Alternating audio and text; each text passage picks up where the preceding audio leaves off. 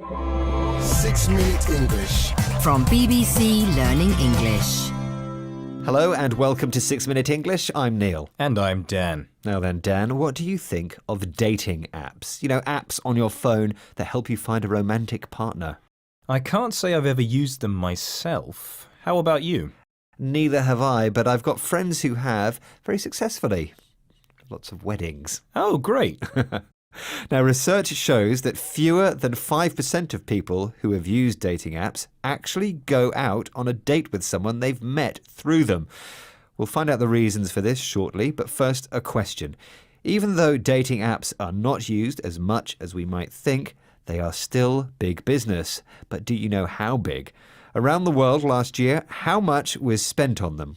Was it A, less than $500 million, B, between $500 million and $1 billion, or C, over $1 billion? Any ideas, Dan? Well, this is purely a guess, but let's say over $1 billion. Well, we'll have the answer at the end of the programme. Elizabeth Tinnemans is a researcher who studied the use of a particular dating app. She spoke on the BBC's You and Yours radio programme on Radio 4. Her study confirmed that comparatively few people who used the app used it to arrange to meet up with someone. She talked about the people's motives for using the app. Motives is a word which means reasons. So what were those motives?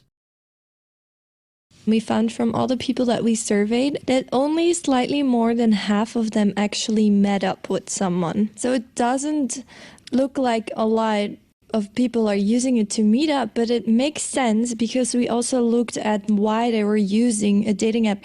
And the most popular and most common motives were using it out of curiosity and using it to pass time or entertainment. So they're not actively using these dating apps to meet people. Like swiping with friends is something that happens fairly often, especially among millennials. Tinnemans said that people use the app to pass the time and simply for entertainment. What other motives did she mention, Dan? Well, she said that people used it out of curiosity. If you do something out of curiosity, you're just interested in seeing what it is and what it does. Maybe you've heard about something, and although you don't want to actually try it, you do want to see what it's all about. For example, when I was traveling once, out of curiosity, I went to see people bungee jumping, but it was never something I was going to do myself. Was the lack of actual dating through the dating app a surprise? No. She said that because they looked at the motives, the result makes sense. When something makes sense, it's understandable. It's not surprising. There is another view as to why people are not using dating apps for actual dating. This is Zoe Strimple, who is a dating historian.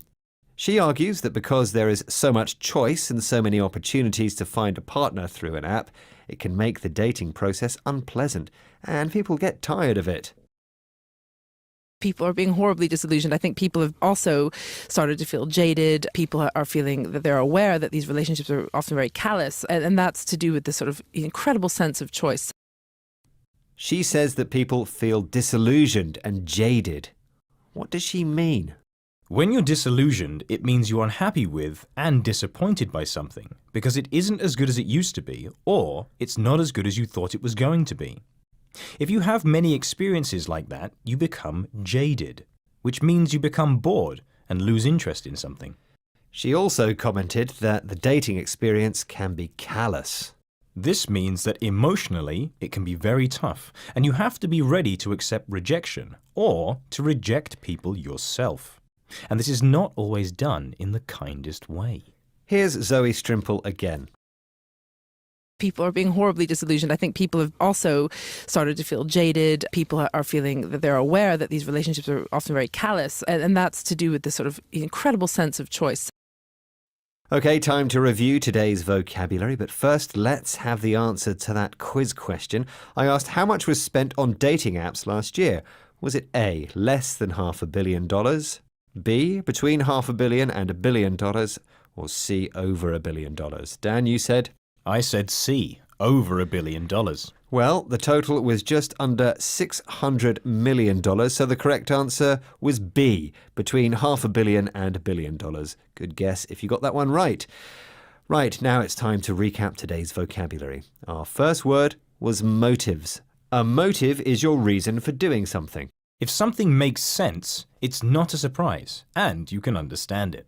The next phrase was out of curiosity. This is when you do something for no particular reason other than you are interested in seeing it or trying it. Then we had disillusioned. This is a feeling you get when something isn't as good as it used to be, or as good as you expected it to be, and you become disappointed by it. And that can lead to your being jaded, which is a feeling of dissatisfaction and boredom with something that's been going on for a while. And finally, there was callous, an adjective which means uncaring and cold-hearted. Well, I hope you aren't disillusioned with 6 Minute English and will join us again next time. In the meantime, find bbclearningenglish.com online and on social media and on our own app. And before you ask, it's not a dating app. Bye for now. Bye-bye. 6 Minute English. From BBC Learning English. Hello and welcome to 6 Minute English. I'm Neil. And I'm Rob. Now, Rob, can you complete this saying? Love and marriage go together like... Love and marriage go together like a horse and carriage. That's right. And when was the last time you saw a horse and carriage? Well, that would have been quite a while ago. They're quite rare these days, not an everyday sight. Indeed. And according to recent statistics, marriage in the UK is getting rarer too. Not as rare as seeing a horse and carriage, but the numbers are falling. Before we look at this topic in a bit more detail, a little quiz for our listeners. Yes, according to the UK's Office for National Statistics, how many opposite-sex marriages were there in 2015? Was it A, 239,000, B, 309,000, or C, 339,000? Any idea, Neil? I have no idea, but I'm going to have a guess and I'm going to say A, 239,000. OK, well, we'll reveal the answer a little later in this programme. And whatever the correct number, the trend is downwards. Year on year, there are fewer opposite-sex couples getting married in the UK. So why might this be? Are we falling out of love with marriage? Let's hear from a couple of people with different views. First, here's Tom from BBC Learning English. What doesn't he like about the idea or concept of getting married? I'm not that enthusiastic about the idea of marriage, to tell you the truth. I think it's a bit of an archaic concept these days, and I'm a bit of a commitment phobe. I don't like the idea of signing a piece of paper that says I have to be with someone for the rest of my life and can never escape from that person, I suppose, although I am in a very happy relationship at the moment. So that was Tom there, not a fan of marriage. But what were his objections, Neil? Well, he described marriage as an archaic concept. When someone describes something as archaic, they think it is very old-fashioned, out of date, belonging to a different time. So that was one of his problems with marriage. But he also said that he was a commitment phobe. The suffix phobe means someone who is afraid of something. In some cases, it can also be used as a standalone word, but it means the same. So a commitment phobe is someone who is afraid of or doesn't like the idea of commitment. And when talking about relationships, commitment means being with one person and giving up the idea of being free to do whatever you want and see whoever you want romantically. So for commitment phobes, commitment means losing something. But that's not true for everyone. Here's Dan, also from BBC Learning English. What's his view of marriage? In general, I think it's quite good. It has a very stabilising effect on society, and it declares publicly to the world that you have found the right person for you and that you're in a committed relationship. So Dan is a fan. He thinks marriage has a stabilising effect on society.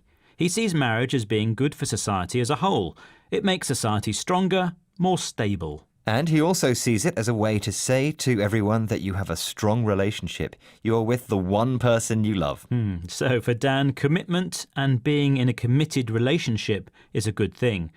Now back to our question at the top of the programme. I asked how many opposite-sex couples got married in the UK in 2015. And I took a guess, didn't I? And I said A, 239,000. Am I right? You are definitely right. The answer is 239,000, or 239,020 to be precise. That figure was 3.4% lower than 2014. So what do relationship experts think is the reason fewer people are getting married? Well, there could be lots of reasons. In some countries, the way society is changing means that there is less pressure to get married or stay married. As a result, there are more divorces. So perhaps children of divorced parents are less likely to get married themselves. Right, well, before we go, let's recap the vocabulary we highlighted today. The first word was trend. A trend is the direction that something is changing over time. When it comes to marriage, the trend is for fewer marriages. And the trend for 6 Minute listeners is the opposite, going up, particularly when you're presenting, Neil. Ah, that's very nice of you. You're very kind. The next two words were an archaic concept. Archaic is an adjective for something dated or old-fashioned.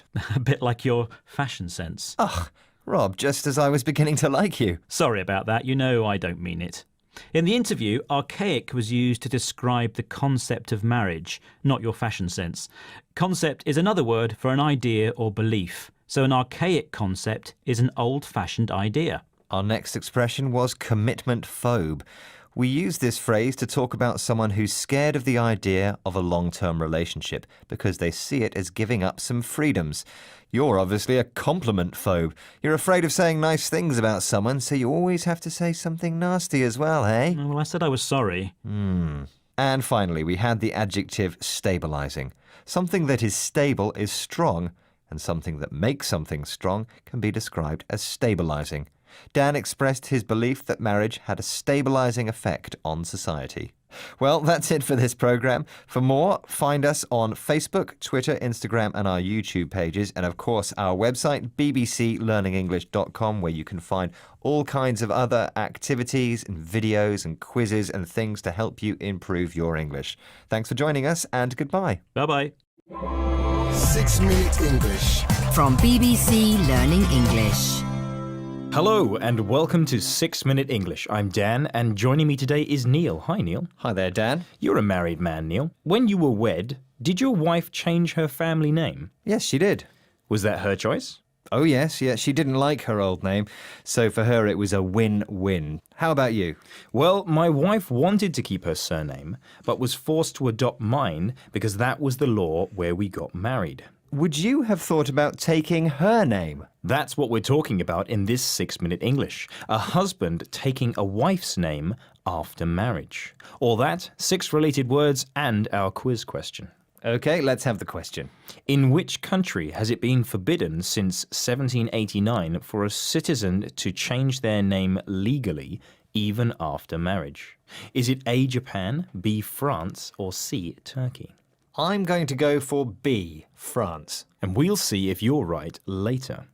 Now, traditionally in the UK, when a man and a woman get married, the woman takes the man's family name, and this replaces her maiden name. A maiden name is the surname a woman had before she was married. Now, this all dates back to the Norman invasion of England back in 1066. They introduced the idea that when a woman married a man, she became his property. Now, as a result of this, she took his name. These days, many women elect to keep their maiden name upon marriage or combine it with their new husband's in some way, sometimes by making the name double-barreled. A double-barreled name is 2 names that are connected by a hyphen, such as Jones Smith. However, a growing number of couples in Western culture are doing it differently. When they get married, the husband elects to take the wife's surname. In a BBC article about surnames and marriage, Rory Dearlove, formerly Rory Cook, talks about why he decided to take his wife's surname. He said that he wasn't really attached to his name anyway. To him, it didn't make any difference. Well, he's not alone. A recent study of 2,000 UK adults by Opinium, a strategic insight agency, suggested that 1 in 10 millennial men, currently between 18 and 34 years old, fall into this category. Charlie Shaw, a Tibetan Buddhist meditation instructor who took his wife's name when they married last year, said that it was an opportunity to acknowledge the unseen patriarchal bias and sexism in our society. Patriarchal means controlled by men, and a bias is the unfair support or opposition to a person, thing, or idea. Many traditional societies were patriarchal, but modern UK society is less like that. Everyone is meant to be equal. Ah, yes, but that's the unseen part. And there's the social view of things too. Rachel Robnett, a researcher at the University of Nevada, surveyed a number of people in the US and UK and found that the husbands of women who keep their maiden names are viewed as feminine, while the women are believed to wear the trousers. If you wear the trousers in a relationship, it means you have the control and make the decisions for both people. I wondered about that, so I went out into London and asked people what they thought about a man who took his wife's name when they got married. Here's what they said. I don't think it's a bad idea at all. My dad's 55 and he took my mother's surname. If people want to do it, then all the power to them. I just think it's each to their own, really. Yeah, it doesn't hurt anybody, and it's no different from a woman taking a man's name. The only reason I think that anybody should take someone else's surname is just for like the creation of a family unit. But if it's just out of principle, I don't agree. It seems that the people I talked to are comfortable with the idea. Yes, most said that people are free to do what they want. One woman even mentioned the creation of a family unit. A unit is a group of people living or working together. A typical family unit would be 2 parents and some children. Well, that answers that question. People don't seem to mind who takes whose name. Speaking of questions, how about our quiz question? I asked you in which country it has been forbidden since 1789 for a citizen to change their name legally even after marriage. A, Japan, B, France, or C, Turkey. And I said B, France. And you were spot on, as usual, Neil. Let's take a look at the vocabulary, shall we? First, we had maiden name. This is a woman's family name before she is married. My mother refused to give up her maiden name to my father when she got married. Then we had double-barreled. A double-barreled name is 2 names that are joined by a hyphen. Can you think of any famous examples? Well, there's the Duchess of Cornwall, Camilla Parker Bowles, for one. She's married to Prince Charles, next in line to the English throne. Then we had patriarchal. If something is patriarchal, it is controlled by men. The feminine equivalent is matriarchal, controlled by women. Then we had bias. A bias is unfair support or opposition to a person, thing, or idea. Many fans are biased in favour of their football team. Then we had wear the trousers. If you wear the trousers, you have the control and make the decisions for both people.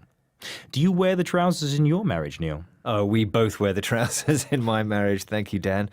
Then we had unit. A unit is a group of people living or working together, like the BBC Learning English team, or unit. And that's the end of this 6-Minute English. Don't forget to check out our Facebook, Twitter, Instagram, and YouTube pages, and we'll see you next time. Bye. Bye. 6-Minute English. From BBC Learning English. Hello and welcome to 6-Minute English. I'm Catherine. And I'm Neil. Now, Neil, you're a dad, aren't you? I am a dad. How did Yes. you know? Is it the grey hair in my beard? Is it the wrinkles around the eyes? I thought that was just your age. Well, yes, maybe. In today's programme, we're going to be talking about fathers and how being a father has changed over the years.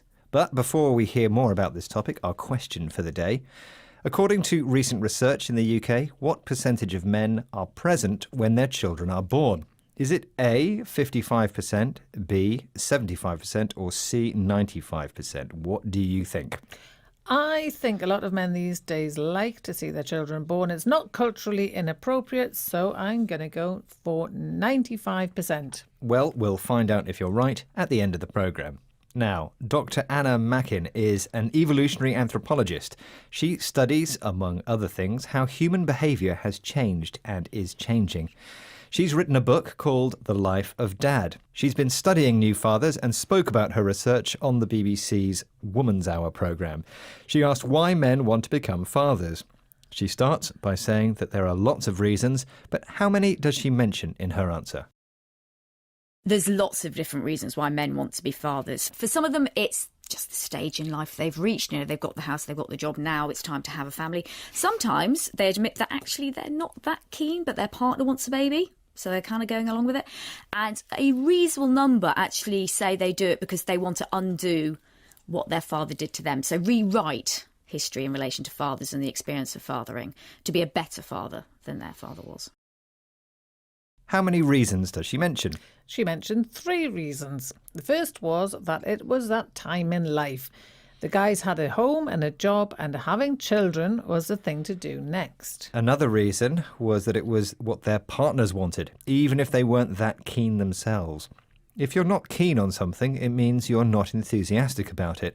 It's not really something you want to do. But because it's what their partner wants, they agree to do it.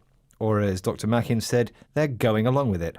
Yes, going along with something is a phrase that means agreeing to do something even though you don't really want to do it. It's interesting that Dr. Mackin said that some men admit to this. To admit to something is to say or agree that something's true, even if you're perhaps ashamed of it or you don't want it to be true. There was one more reason she mentioned, and that was that some men become parents because they want to be a better father than their own father had been.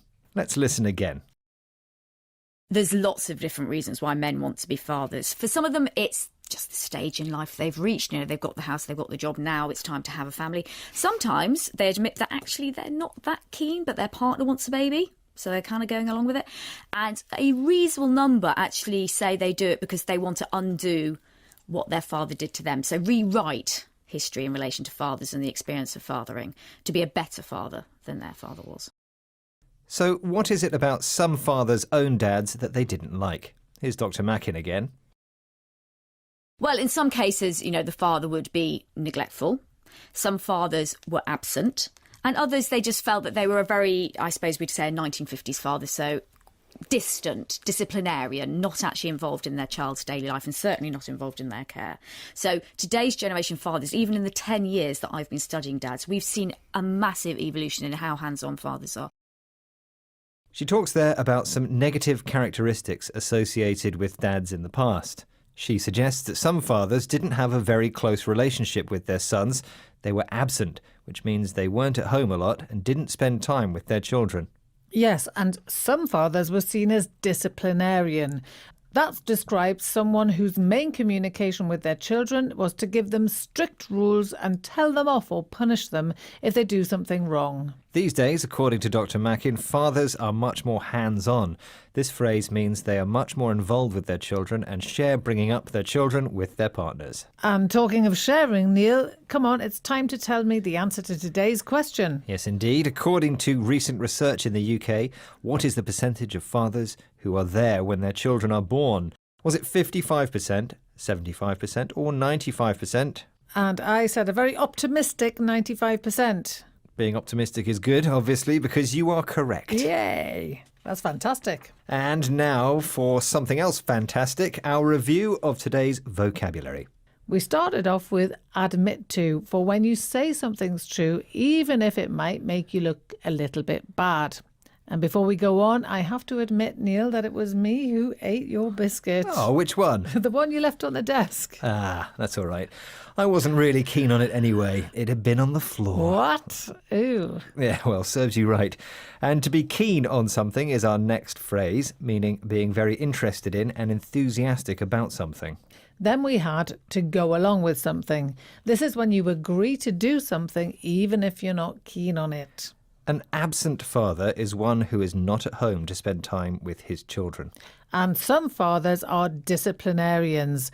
They have strict rules and they give out punishments. But these days, more fathers are hands-on, which means that they're very much involved in looking after and bringing up their children. Well, that's all we have time for today. Join us again next time. And remember, you can find us on Instagram, Facebook, Twitter, YouTube, and of course, our website, bbclearningenglish.com. See you soon. Goodbye. Bye. 6 Minute English. From BBC Learning English. Hello and welcome to 6 Minute English. I'm Dan. And hello, I'm Rob. In today's program, we're going to be looking at what our brains are doing when we're using dating apps. Now, Rob, Have you ever used a dating app? No way. I would never use one. So, Rob, can you explain, when talking about dating apps, what we mean by swipe left and swipe right? Ah, yes. These are not new words, but technology has given them new meaning. To swipe is the movement of your finger on a smartphone to change the screen you're looking at. So imagine turning the page in a book. Well, on a phone, you swipe. In some dating apps, they show you pictures of people you might find attractive. If you do like them, you swipe right. If you don't like them, you swipe left. We will dig deeper into this topic shortly, but first a question. In the UK, approximately how many marriages start with the couple meeting online? Is it A, 1 in 3, B, 1 in 4, or C, 1 in 5? What do you think? Well, all of those seem quite high to me, so I'm going to guess in the middle, 1 in 4. Well, we'll find out if you're right later in the programme. Now, Alice Gray is a science communicator and blogger. Recently, she was a guest on BBC Radio 4's Woman's Hour programme, and she was asked about what goes on in our brains when we use dating apps compared to when we meet people in real life. What difference does she say there is? It was very easy to think that just with these instantaneous swipe left, swipe right, that the process in our brain of how we pick out a suitable mate would be very different, when actually it's really similar to how we do it in person. So, she says that what goes on in our brains is actually very similar. Online, we make decisions very quickly about who we like. These decisions are almost immediate. She used the adjective instantaneous for this. So we make these instantaneous decisions, then choose to swipe left or swipe right. In real life, we do the same thing. We know almost immediately when we see someone if we find them attractive or not. Although, of course, in digital dating, once you've swiped left, you will never see that person again, and you won't have the chance to meet. In the real world, you could meet someone you don't find attractive instantaneously, and then get to know them and find that you do quite like them. Yes, this is true, but then possibly they won't like you, and then you have to deal with rejection. Rejection is when someone doesn't find you attractive and they don't want to spend time with you or get to know you. So, what's the difference in our brains between online rejection and real-life rejection? Here's Alice Gray again. We see that a lot of the patterns associated with rejection in real life and rejection on dating apps are similar. It's just the exposure to the rate of the amount of rejection you get on dating apps is a lot higher than the ones in real life. So in real life, you'll have time to sort of compute the rejection, get over a little bit, dust yourself off and get on with it, whereas the rate of rejection on dating apps is so high, it's often hard to cope with one coming in after another. So she says that our brain's response to real life and online rejection is quite similar, but in the digital world, you can be rejected many more times. In real life, you have a bit more time to recover from the rejection, to get over it, as she says. You can dust yourself off, which is a way of saying that you think positively to make yourself feel better. Imagine falling over on the ground. When you get up, you might be covered in dust and dirt. You need to dust yourself off to make yourself ready again before you carry on. In the online world, though, you don't have that time. Online dating apps can lead to many rejections, and psychologically, that can be difficult to manage. Another way of saying difficult to manage is difficult to cope with. Well, we don't want you to reject us, so time now to give you the answer to that quiz question before a recap of today's vocabulary. I asked, in the UK, approximately how many marriages start with the couple meeting online? Is it A, 1 in 3, B, 1 in 4, or C, 1 in 5? So I said B, 1 in 4, 25%. Was I right? Sorry, Rob, the answer is A, 1 in 3. Does that surprise you? Well, yes, it does. I didn't think it would be that high. It's a sign of the times, Rob. Digital world, digital dating. Let's have a look at that vocabulary. OK, well, we started with the verb to swipe. The movement of our finger on a smartphone or tablet screen to indicate whether we like someone or not. Swipe right for like, swipe left if you don't like. Our decisions on whether we find someone attractive or not are often instantaneous. This adjective means immediate, at once. Rejection is when you let someone know that you are not interested in them. You don't want to be romantically involved with them. If you are rejected, you might need some time to feel better. And for this, you can use the phrasal verb get over. It can take some time to get over a rejection. Yeah, I know. Now, being positive and optimistic after a rejection can be described as dusting yourself off. But having many rejections can be difficult to cope with, which means it can be difficult to manage, difficult to keep positive. Well, we hope you don't swipe left on this program and that you'll join us again next time. Remember, you can find us on Instagram, Facebook, Twitter, YouTube, and of course, our website, bbclearningenglish.com. And don't forget our new BBC Learning English app. Oh, good idea. See you soon. Bye. Bye-bye. 6 Minute English. From BBC Learning English.